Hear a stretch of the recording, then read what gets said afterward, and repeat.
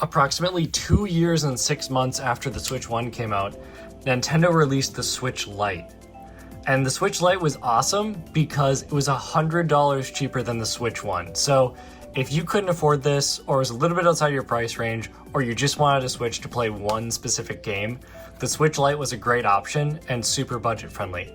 Came in at $199 US, which was a full $100 cheaper than the $299 for the Nintendo Switch 1. Just a few weeks ago, Nintendo filed patents for what could be our first look at the Nintendo Switch 2 Lite.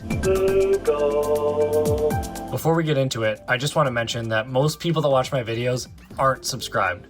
But subscribing is completely free and it's a great way to support my channel. And I upload a new video every Sunday. Okay, so in this video, we're going to take a look at two different options for the Switch 2 Lite based on patents that Nintendo filed in the month of August. It's worth mentioning that Nintendo often updates or creates patents for things that they have no intention of actually building and shipping, but they do have to patent anything that they're going to develop into an actual product. So something Nintendo's going to do on these patents is not give the full picture of what they're working with and just the specific intellectual IP. So right here looks like the internals of a Switch. It's very similar to the internals of the Switch 2. I'll put a graphic up of what the inside of the Switch 2 looks like, but this is notably different. There's a much larger grill for heat ventilation.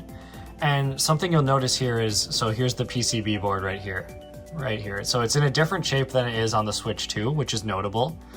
And I also want to mention that this does show us the internals of this device, but it shows none of the external part. So there's no proof that this is the Switch 2 Lite, but it's very possible that there could be something on the sides, like the controllers or something like that.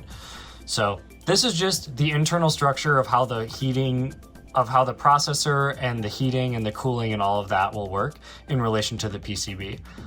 So this is also very interesting. We have this large heat grill right here. Looks like it will empty out the top in this design. So that's very interesting because you can tell this device looks very thick, which is pretty interesting. There's some speculation that this design could be a console-only version of the Switch 2, so it doesn't have any portable mode and it's like a cheaper console-only version. Or there's some people that think it's so thick because maybe this is like a screen that flips out or something like that. This little half piece back here, like maybe this is the screen that flips out. It's really hard to say for sure, but there's a couple other images we have of it here. Here's it from the top. So we're not really sure what these two things are or what they mean. This could be some of the hinge. We're not entirely sure of what this would be. But again, this is the internals one more time. So they've kind of redesigned a lot of the aspects of the cooling of this device that they've patented. So here's all the explanation. It's a lot of words. At the end of the day, we don't really guarantee now that this is going to be the Switch 2 Lite, but it is interesting. They updated this patent on August 7th, so just a few weeks ago. And it says it's electronic device and it houses a fan, a heat generating component, which would be the CPU or the graphics processing as well. The Switch 2 Lite would likely have a different processor than the Switch 2 itself, so it kind of remains to be seen what would happen in that case, but long story short, it would almost guaranteed need to have a chip that's less powerful, or in this case, cooled more dramatically, because the Switch 2 is so thin and it gets really pretty hot, actually. And we even have a fan inside the dock of the Switch 2 to cool the dock down so that it doesn't overheat the Switch itself even more. So it's kind of an interesting compounding effect there, but that's the first patent. This next patent is where things kind of get interesting. This was updated on August 14th. And if we scroll down here, you'll start to see what people are getting so excited about. So you can kind of see it here already. I don't know how many of you have played a DS or a 3DS. I actually have mine right here. So people are getting pretty excited because this screen looks a lot like this screen. So we even have like the cutout for the camera, and that could be a speaker or some other type of component there. But we also have the speakers on both sides on this, and this 3D toggle, of course, and our volume. So this is the new Nintendo 3DS XL. So people think that this could be something like the Switch 2. I'm not entirely sure. It would probably be a lot larger than this, especially looking at some of the competing gaming handhelds like the ROG Ally and stuff like that. So I'm guessing a 2025 version of the 3DS, Nintendo DS, would be much larger.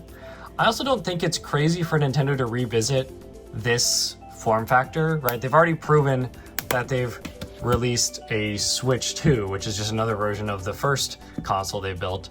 So it's possible they could revisit a classic design of the 3DS. And as we keep going through this patent, you'll see kind of more of what I'm talking about. So if we keep going down here, okay, here's where it starts to get interesting. They start to show the two components like layered onto each other. So in this circumstance, this could be the controller, screen, more controller, more screen. And if you like, that's a significant amount of screen. And again, we don't know everything involved because these patents don't have to show completely everything. They just have to show what the patent covers. So some sort of very advanced hinge mechanism here. It looks like this could be a button on the controller, something like that. Yeah, a shoulder button on the controller, but a pretty advanced system there. But this is looking very much like a 3DS. So I really hope that the Switch 2 Pocket or the Switch 2 Lite or whatever it ends up being some version of this. I would much prefer this rather than a remake of the Switch Lite 1, but I think a lot of people prefer that. But maybe it's just because I grew up with the 3DS, but it's looking very interesting. So these are the two patents, and once again, this one was updated just a few weeks ago.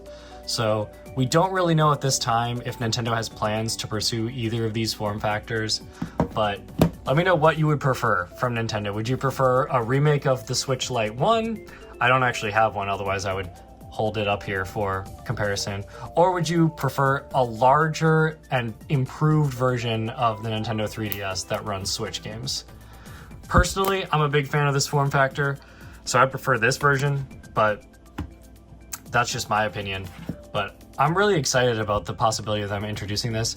Another reason that I think the Switch 2 Lite would be so incredibly compelling is that it's cheaper in price typically, right? So a lot of complaints from consumers about the price of the Switch 2. So if we could drop the price by introducing a lower tiered model, I think people would be very interested in that. And I think it would sell pretty well. But obviously the Switch 2 has been selling incredibly well despite all those complaints about the price. The best-selling console in history. So what do you think, guys? Would you buy a Switch 2 Lite? Let me know. That's what we're working with right now in August of 2025. I'll share more information as it becomes available, and just keep an eye on my weekly videos if you want to make sure you're up to date with everything that's going on in the handheld gaming world. And until then, I'll see you guys next week. Peace out.